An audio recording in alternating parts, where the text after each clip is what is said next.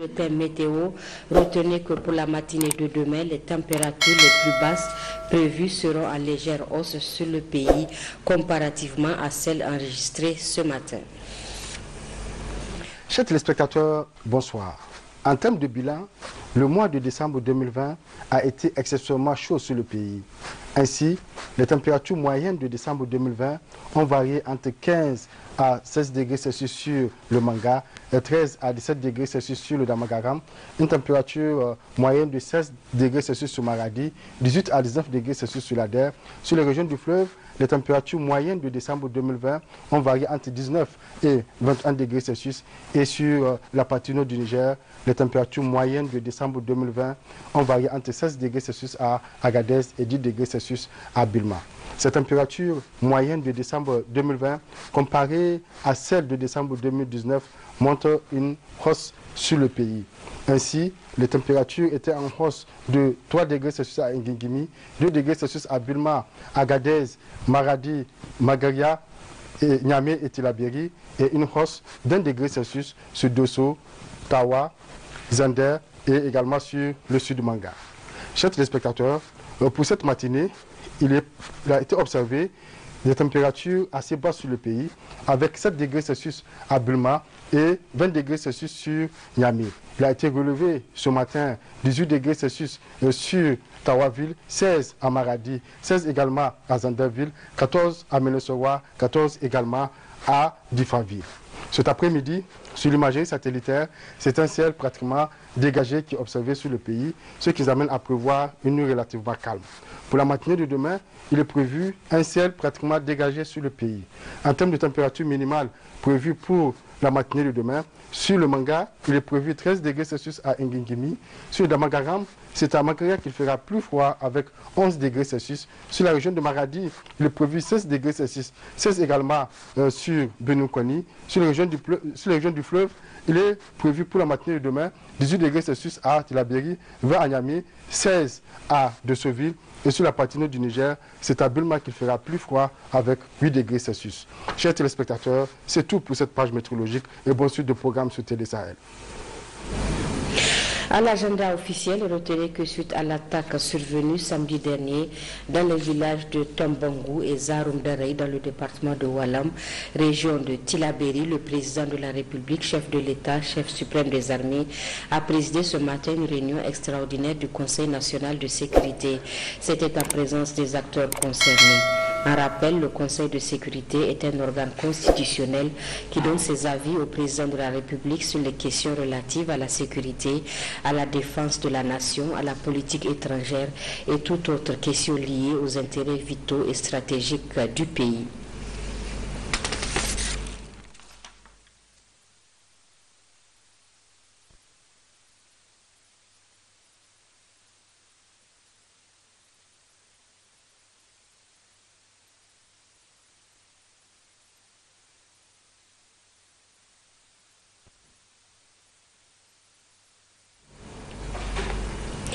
Suite donc toujours à cette attaque, le gouvernement a rendu public un communiqué, lui ici, par son porte-parole Zakaria Abdraman. Communiqué du gouvernement. Dans la journée du samedi 2 janvier 2021, les villages de Tchambangou et de Zaroumdarey situés dans le département de Walam, région de Tilaberi, ont fait l'objet d'une attaque armée.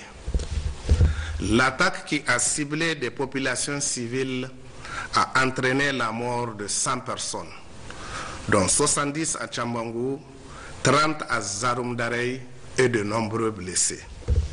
Des mesures sécuritaires et sanitaires renforcées ont été prises dans la zone et une enquête est ouverte pour retrouver et traduire devant les tribunaux les auteurs de ces actes lâches et criminels.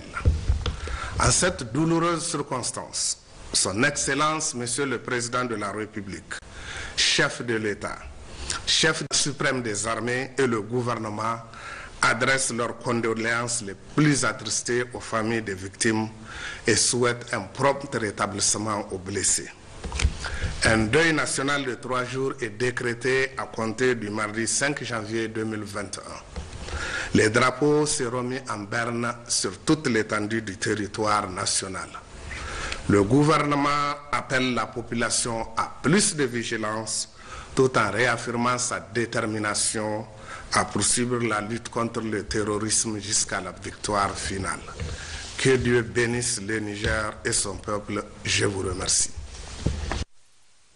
À ce propos toujours, la Commission nationale des droits humains CNDH a rendu publique une déclaration ce lundi, une sortie médiatique qui condamne les attaques criminelles et lâches perpétrées à l'encontre des populations paisibles de Zaroumdarey et de Tchambangou, village situé à 28 km de Mangaïsé et 68 km de Walam, région de Tillabéri. La déclaration est lue par le président de la CNDH, professeur Khalid Ikiri.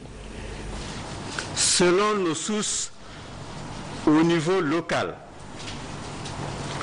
ces attaques seraient perpétrées le samedi 2 janvier 2021 entre 9h et 10h par un groupe de bandits armés sur une centaine de motos. Elle a eu pour conséquence de graves violations des droits humains.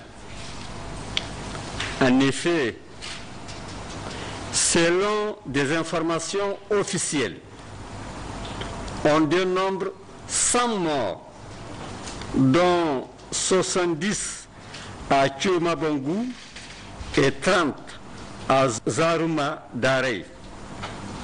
Il faut noter également que 25 blessés au niveau des deux villages, dont certains sont soignés à Walam et d'autres évacués à Niamey. La Commission nationale des droits humains CNDH, très préoccupée et indignée, condamne avec la plus grande fermeté ces attaques barbares menées par des criminels sans foi ni loi. En outre, la CNDH présente ses condoléances les plus émues aux familles des victimes et à l'ensemble du peuple nigérien, souhaite un prompt rétablissement aux blessés et apporte sa compassion aux populations éprouvées. Au nom des principes sacrés de protection des droits de l'homme et des peuples, la Commission nationale des droits humains insiste pour qu'une enquête indépendante soit diligentée afin que les responsabilités soient situées autant sur les carnages qui se sont passés à Zaroumdarey et à Tchomabangou, région de Tillabéri, que sur ceux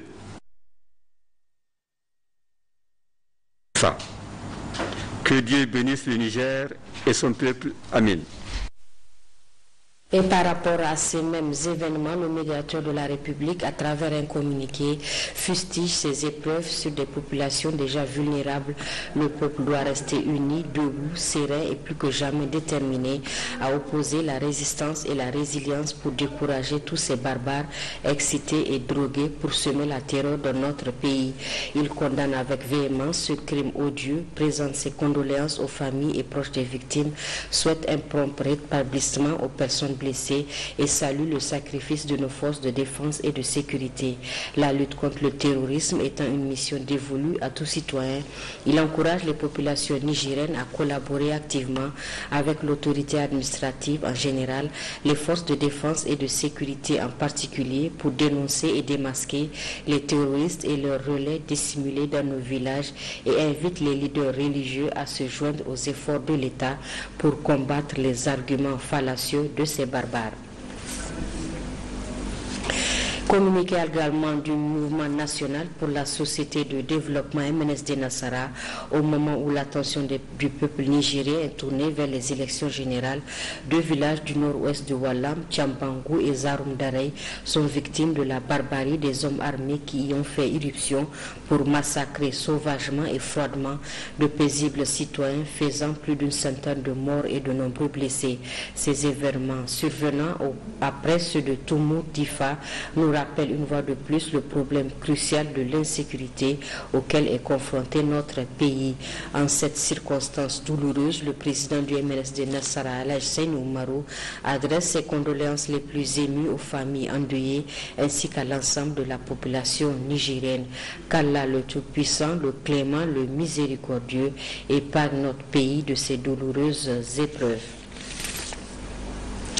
La suite de cette édition, la coalition Bazoum 2021 s'est félicitée du bon déroulement des scrutins du 27 décembre et des résultats obtenus par le candidat du PNDS Taraya Bazoum Mohamed qu'elle soutient. Elle a aussi présenté sa gratitude à ses militants. Pour le second tour prévu le 21 février 2021, la coalition Bazoum 2021 invite ces derniers à une plus grande mobilisation et les leaders des partis de la MRN à se joindre à elle pour porter Bazoum Mohamed à la tête du pays pour consolider les acquis et avancer. La coalition a également présenté toute sa compassion aux familles des victimes de l'attaque barbare Tchambangou et Zaroum Darey. C'était dans une déclaration rendue publique ce matin par la dite coalition. Grâce à Dieu le miséricordieux, le Niger a organisé dans la quiétude, le calme et la responsabilité ces élections. Les partis membres de la coalition Bazoum 2021 rendent un vibrant hommage au peuple nigérien, au président de la République, chef de l'État, son Excellence Mahamadou Issoufou, et à la CENI pour l'organisation de ces scrutins. Dieu merci. Le peuple nigérien a encore une fois montré sa maturité en sortant voter massivement dans le calme et la sérénité.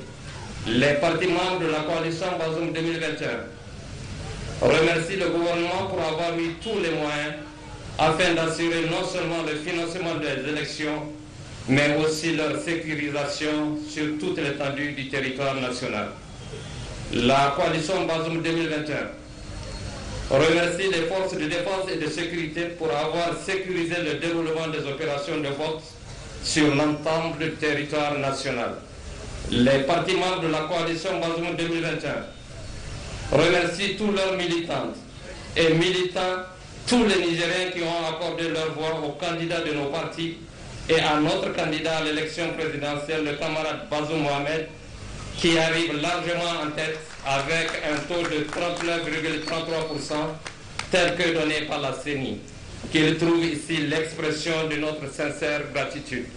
Par ailleurs, la coalition Bazoum 2021 rappelle que le 21 février, Inch'Allah, le peuple nigérien retournera aux urnes pour élire le président de la République. Les partis membres de la coalition Bazoum 2021 lance un appel à tous nos camarades membres de la mouvance présidentielle à se joindre à eux pour une victoire éclatante afin de poursuivre les heures combien salvatrices de son Excellence le Président de la République, chef de l'État Mahamadou Issoufou. Nous appelons à la mobilisation de tous nos militants, en particulier à celle de tous les Nigériens en général, pour conforter le vote du premier tour qui fera de notre candidat Bazoum Mohamed le président de la République. La coalition Bazoum 2021 reste ouverte à tous les Nigériens épris de paix, de solidarité et de progrès pour se joindre à elle dans l'intérêt de notre pays. Les partis membres de la coalition Bazoum 2021 condamnent avec fermeté les derniers événements survenus dans le département de Wallam. Il reste convaincu que grâce à la détermination et au professionnalisme de nos forces de défense et de sécurité. La coalition Bazoum 2021 présente ses condoléances les plus attristées à l'ensemble des familles qui ont perdu les leurs et souhaite un prompt rétablissement à tous les blessés. Enfin, Les partis membres de la coalition Bazoum 2021 présentent leurs vœux les meilleurs à l'ensemble du peuple nigérien pour l'année 2021. Que cette année soit la meilleure pour notre peuple. Tous ensemble, consolidons et avançons pour un Niger meilleur. Vive le Niger uni et solidaire. Vive la coalition Bazoum 2021. Je vous remercie. Le Niger vient de réceptionner l'aéronef des forces armées nigériennes après un séjour aux États-Unis pour une révision. Il s'agit du C-130 qui vient renforcer les capacités opérationnelles des armées en cette période de grands défis sécuritaires et sanitaires. La cérémonie de réception a été présidée par le ministre de la Défense nationale en présence du secrétaire américain de l'armée de l'air venu pour la circonstance. Mariama Keïta et Souleymane Boubacar. Après 5 ans d'absence du pays, le voici de retour au Bercail, flambant neuf sur le tarmac de la base militaire de Niamey pour un coût global de révision de plus de 30 millions de dollars.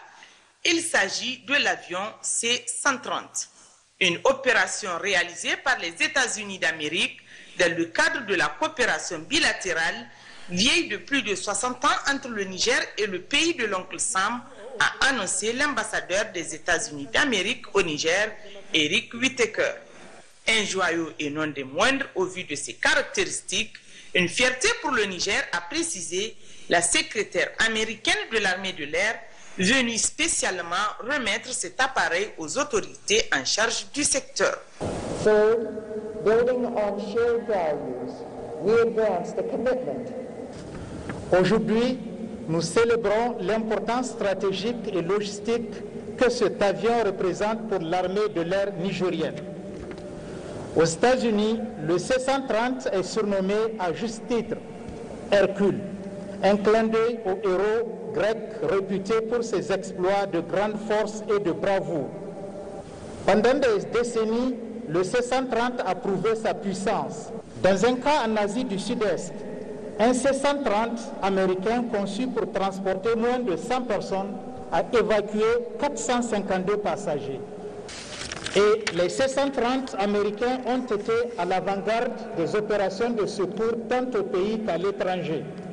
Le C-130 est capable d'aller n'importe où, n'importe quand, tout en représentant le meilleur des forces armées aériennes et nigériennes américaines. Aujourd'hui, le Niger peut être fier de rejoindre 70 pays qui exploitent le herculien C-130.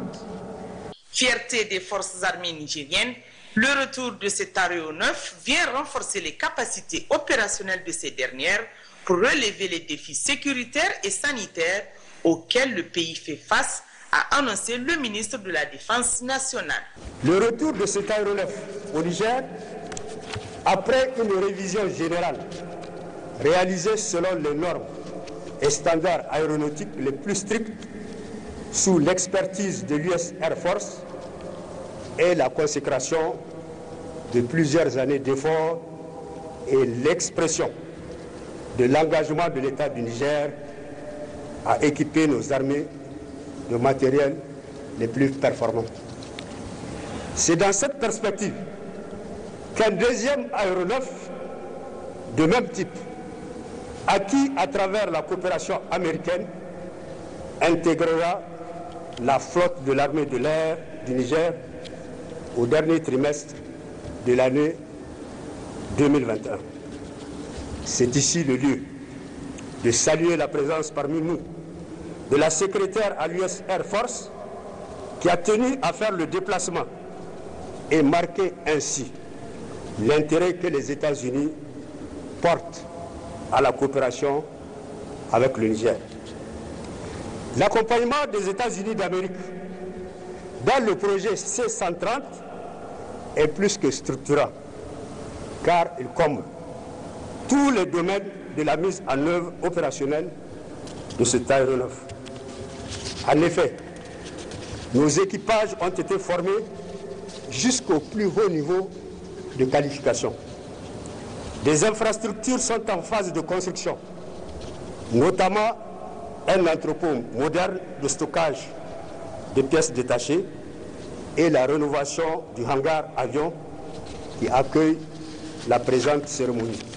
Après échange des cadeaux, et la coupure du ruban, les deux parties ont visité l'intérieur de l'appareil, du cockpit à la queue, qui sera piloté pour la première fois par la Nigérienne, la capitaine Lawali Hassan.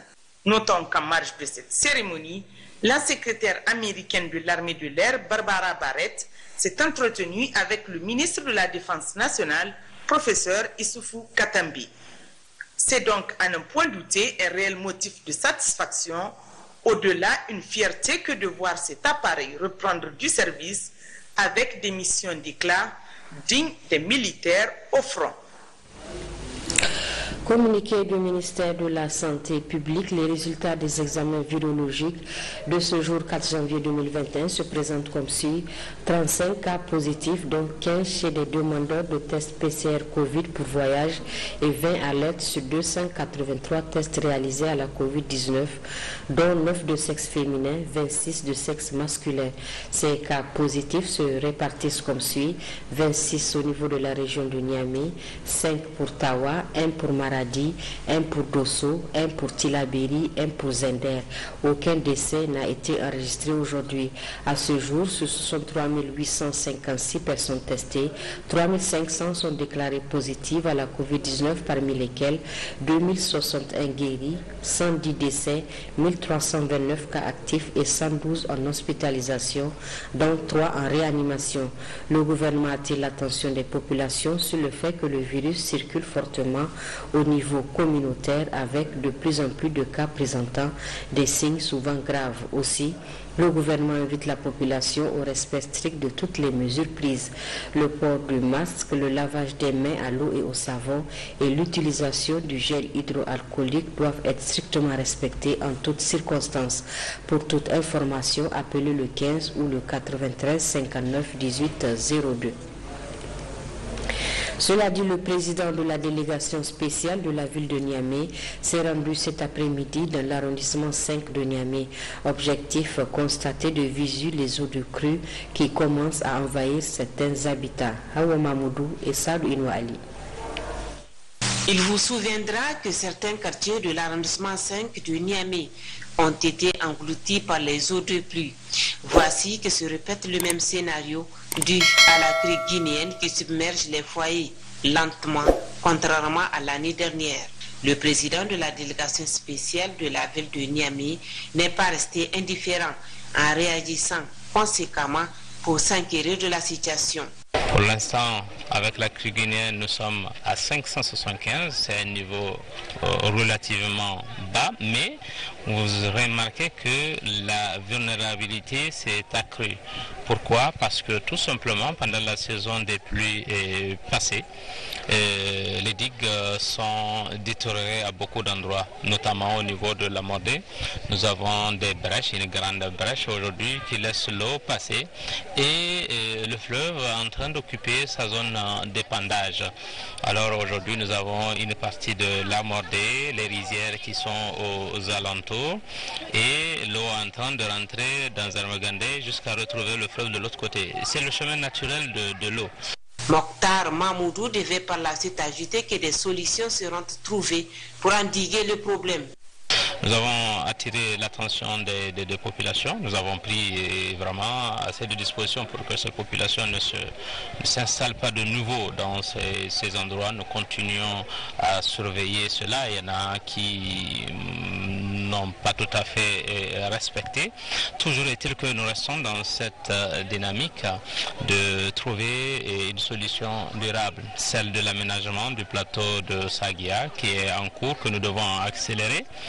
Mais je pense que cette inondation nous alerte sur les dispositions, les mesures et les travaux à faire avant la saison des pluies prochaines, parce que l'ampleur est moindre, mais quand il va y avoir la saison des pluies et que ces digues ne seront pas reparées et renforcées davantage, nous risquons de connaître des situations assez difficiles.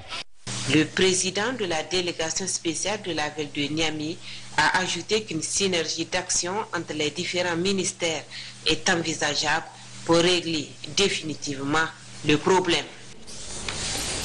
Dans nos régions, une mission conduite par le secrétaire général adjoint du gouvernorat de Tillabéri a sillonné 3 jours durant les départements de Goté et de Balayara. La dite mission s'est rendue sur plusieurs réalisations du PASEC pour apprécier les résultats qui en sont issus. Ousmane Sani Abdou, Adin Ag Al-Galas. La mission dont les membres sont issus de l'administration, des élus locaux et chefs coutumiers, mais aussi des techniciens des services déconcentrés et ceux du projet d'appui à l'agriculture sensible au risque climatique PASEC, se rendue dans plusieurs villages de communes de Goté, Tagazar et Namaro. Cette mission, conduite par le secrétaire général adjoint du gouvernorat de la région de Tillabéri, Dandada, a eu pour objet de constater de visu l'état de réalisation du projet d'appui à l'agriculture sensible au risque climatique sur les différents sites visités. Il s'est agi à cet effet d'en faire un état de lieu et partant apprécier les résultats obtenus au profit des populations bénéficiaires.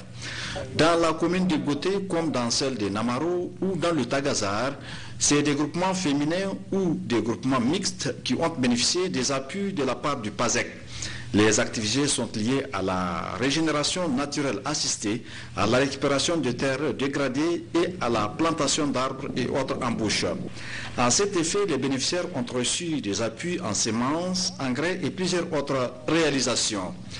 Les sous-projets ainsi créés regroupent plusieurs villages dont le nombre varie d'un site à un autre. Outre l'appui en semences et autres engrais, les groupements bénéficient également d'appuis conseillers. Aussi, les résultats engrangés sont-ils à la hauteur des investissements, de l'organisation et de l'engagement qui animent le PASEC et les bénéficiaires des différents sous-projets? Les réalisations du PASEC s'élèvent à 378 millions dans la commune de Goté. Nous remercions vraiment le PASEC. À Sarando Ganda, les activités qui sont prévues dans le cadre du sous-projet Al-Bustani, c'est 1,5 hectare d'activités agricoles, d'activités maraîchères et 1 hectare de fourrage, de production de bourgou. Notre joie est immense avec l'appui que nous avions reçu de ces projets. Nous souhaiterons que d'autres en bénéficient et nous remercions vivement les projets. Ici à Tagazar, on a fait à peu près 1200 hectares de la RNA. La mission du PASEC et du gouvernorat de Tillabéri a en outre pu apprécier et l'on s'est dit satisfait des résultats obtenus dans la réalisation des sous-projets. À Goté, au niveau du parc de vaccination des animaux, à Balaré avec la boutique d'aliments bétail, à Kori à Gourma où le groupement féminin a bénéficié des chèvres rousses, à Yorézé également où le PASEC a fait construire un parc de vaccination pour animaux sans oublier les activités d'embauche. Et donc même si l'on a constaté certaines insuffisances qu'il faille corriger, sur l'ensemble des sous-projets, la satisfaction a été la conclusion de cette mission de suivi des réalisations du PASEC dans la région de Tillabéri. Une équipe de la station régionale ouartaine de Tosso s'est intéressée à la reprise des cours dans la région. Le point avec Harus Garba et Mamata Soumana. Après quelques jours d'arrêt des cours dus à la recrudescence de la pandémie du Covid-19, élèves et enseignants ont repris le chemin de l'école ce lundi 4 janvier 2021. Cependant, malgré les fausses rumeurs véhiculées sur les réseaux sociaux faisant état du report de cette rentrée, elle a été effective tout en respectant les mesures barrières édictées par le gouvernement, comme nous confirme le directeur de l'école primaire Bani Zumbu. La rentrée a été vraiment effective. Il y a seulement quelques manquements et ça aussi c'est dû aux fausses rumeurs qui avaient circulé sur les réseaux sociaux. Mais tant mieux que mal, en tout cas le personnel et tous les élèves sont présents. Le seul problème que nous avons constaté, c'est que l'État a prévu de désinfecter les établissements, les classes avant cette rentrée. Et nous, dans notre école, rien n'a été fait par rapport à cela. Les mesures, vous le constatez, nous avons les dispositifs qui sont en place. Mais au niveau des élèves, pour le cas des primaires, nous n'avons pas de bavette pour ces enfants. Mais sinon, le personnel et au moins les vendeuses et autres, les dispositions ont été prises par rapport à ça. Du côté du CS franco-arabe, la reprise des cours a été un peu timide. Pour ce lundi, selon le proviseur du dit établissement. Pour le moment, la rentrée est timide parce qu'à travers les réseaux sociaux, il y a eu plusieurs informations, désinformations qui sont passées. La première était tombée le jeudi avec la signature par M. Zakaria Abdourahmane, qui a dit que la rentrée officielle était prévue pour le 4. Mais le samedi soir, tardivement, on a vu encore un autre arrêté qui dit que la rentrée était reportée. C'est un fake news. Et à ce moment-là, maintenant, comme nous, on savait que ce n'était pas bon, nous avons demandé aux différents enseignants au moins de se présenter ce matin. Si c'est la réalité, ils verront. Si c'est pas la rentrée a été reportée, ils vont retourner chez eux. Et vous voyez bien, la rentrée elle est tardive, elle est timide. Il n'y a pas tous les élèves qui sont là. Mais à partir de demain, comme les autres ceux-là sont là, à partir de demain, ça va aller. Elle sera effective la rentrée.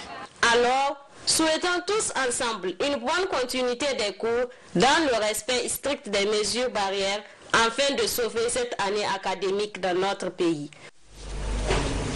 En cette période où le paludisme est récurrent au Niger, il est important que son traitement soit divers et multiple.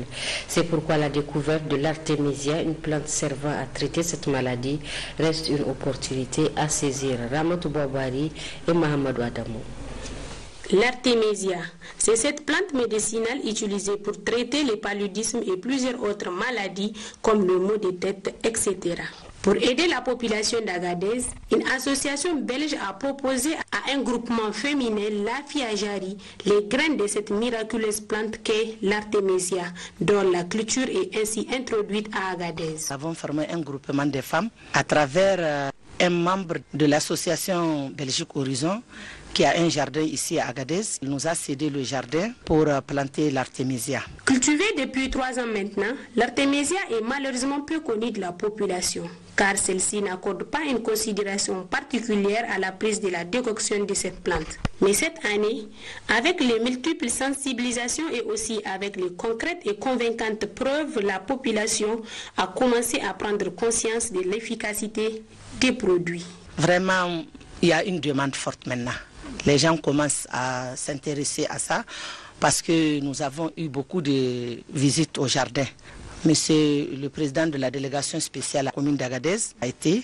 Nous avons eu la visite de la Bagri. Nous avons reçu aussi la visite du CNDH, M. Khalid Ekri. Pas mal de projets et associations qui ont été sur le jardin voir comment planter ça, comment cueillir ça, comment sécher, comment mettre dans les sachets. Vraiment, pour le moment, ça commence à écouler un peu. La culture et la mise en sachet de ces plantes constituent aujourd'hui une source de revenus non négligeable pour ces femmes. On vend à des groupements. Les groupements des femmes, on leur dit, bon, vous prenez ça à 2000 francs, mais vous remettez 1750 à l'association et vous gagnez les 250 francs parce qu'il faut prendre taxi, il faut appeler, il faut faire des choses. La prise de l'artémisia pour soigner le paludisme est bien, mais le mieux est d'aller dans un centre de santé pour le diagnostic de la maladie et la prescription d'un traitement adéquat. Surtout que les cas de l'utilisation des plantes dites médicinales, les posologies et les modes d'emploi sont souvent mal appliqués. Reportage toujours en cette période propice aux fruits et légumes très disponibles sur les marchés et dont une partie est une production locale. Leur consommation est indispensable pour le bon fonctionnement de l'organisme et a des conséquences en cas de non-observance des mesures d'hygiène. C'est un reportage de Aminatou Garba et Hamidou Abdoulaye. On y trouve différentes variétés de légumes et fruits en cette période froide, dont leur consommation est fortement recommandée car jouant un rôle bénéfique à l'organisme humain et de la prévention de certaines maladies. Ces produits contiennent des oligo-éléments dont nous appelons par exemple les vitamines, donc contiennent aussi les sels minéraux et contiennent aussi des fibres qui peuvent aussi aider à la digestion. Quand vous prenez les vitamines, ils interviennent dans la construction de l'immunité du corps, dans le renforcement de la défense de l'organisme vis-à-vis des attaques de l'environnement. Et les sels minéraux aussi interviennent dans la construction de l'organisme. Par exemple, quand vous prenez les os, les dents, ils contribuent aussi à la régulation de l'osmolalité au niveau sanguin.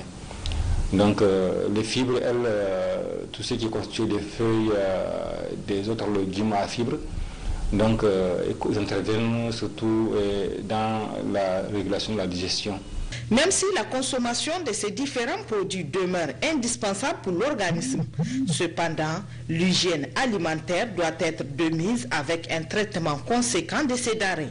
Et une fois pris et rapporté à la maison, il faut vraiment utiliser des antiseptiques, des aseptiques, déjà donc eau de javel ou l'eau savonneuse. Là, on ne peut plus laver ces aliments, quelle qu'en soit leur nature, que ce soit des fruits, des légumes, que ce soit les feuilles. Il faut vraiment bien les nettoyer à l'eau du javel ou à l'eau chlorée, ou par permanganate aussi, donc afin de les rendre plus propres donc, à la consommation. Cela évite vraiment, donc, permet de détruire les germes qui se sont posés là-dessus, et les autres donc, impuretés qui peuvent causer d'autres maladies, surtout des maladies diarrhéiques. Donc il y a les amébiases, les salmonelloses, donc, dont on appelle communément donc, la fièvre typhoïde. La consommation quotidienne de ces produits maraîchers en quantité variée et suffisante est recommandée par les spécialistes. Elle renforce le maintien de l'équilibre alimentaire. Il s'avère alors nécessaire de respecter scrupuleusement les mesures d'hygiène qui s'imposent, d'autant que ces produits maraîchers sont loin d'être exempts de toute pureté. Reportage cette fois à Tawa, l'équipe de la station régionale s'est intéressée à la vente des habits de froid aux alentours des marchés. Le reportage est griffé Fatima Tagabidine et Sanoussi Fala. La période de froid coïncide chaque année avec la vente de divers articles de froid très prisés par la population. C'est dans ce cadre qu'une équipe de la station régionale de Tawa se rendit sur les marchés ponctuels pour s'enquérir des prix, de la provenance et surtout de l'utilisation de ces derniers. Vraiment, nous arrivons à subvenir à nos besoins, même si quelque part la traite a diminué comparativement aux périodes antérieures. Nous nous ravitaillons auprès des grossistes qui exportent eux aussi leurs marchandises au niveau des pays voisins. Nous sommes beaucoup de jeunes commerçants qui sommes dans la revente de chaussures en cette période de froid. Nous importons ces marchandises depuis le Cotonou ou Lomé. Et je profite de votre micro pour lancer un appel envers mes frères exodants afin de venir contribuer au développement de notre cher pays. Les divers articles qui viennent tantôt de la Libye, de l'Algérie, de Dubaï, de Lomé ou Cotonou sont très convoités par la population et le prix varie selon les articles. Ça fait plus de 20 ans que j'exerce ce commerce de friterie. Vu que nous sommes en période de froid, la traite est vraiment rentable car nous vendons les blousons là que vous voyez entre 5 et 6 000 francs et les grandes couvertures entre 25 et 30 000 francs. En somme, en cette période de fraîcheur, clients et marchands trouvent leur compte. À Tawa, toujours, depuis samedi dernier, la caravane de sensibilisation pour un changement social de comportement conduite par le directeur général de la Renaissance dans le cadre de la lutte contre la Covid-19 se poursuit dans plusieurs villages de la région. Les échos avec Habsot Aboubakar et Mohamed Agoumo. La citoyenneté responsable, la salubrité, la pandémie de la Covid-19, ce sont là les thématiques qui seront développées au cours de cette campagne de sensibilisation pour un changement social et comportemental de la région de Tawa. Cette caravane, conduite par Hikima Matassa et les traiteurs du Niger, est une initiative du ministère de la Renaissance culturelle et de la modernisation sociale sur le financement de l'UNICEF. Débutée samedi dernier à Concorde-Bayantourou, cette activité de sensibilisation concernera 15 villages de la région de Tawa. L'objectif visé à travers ce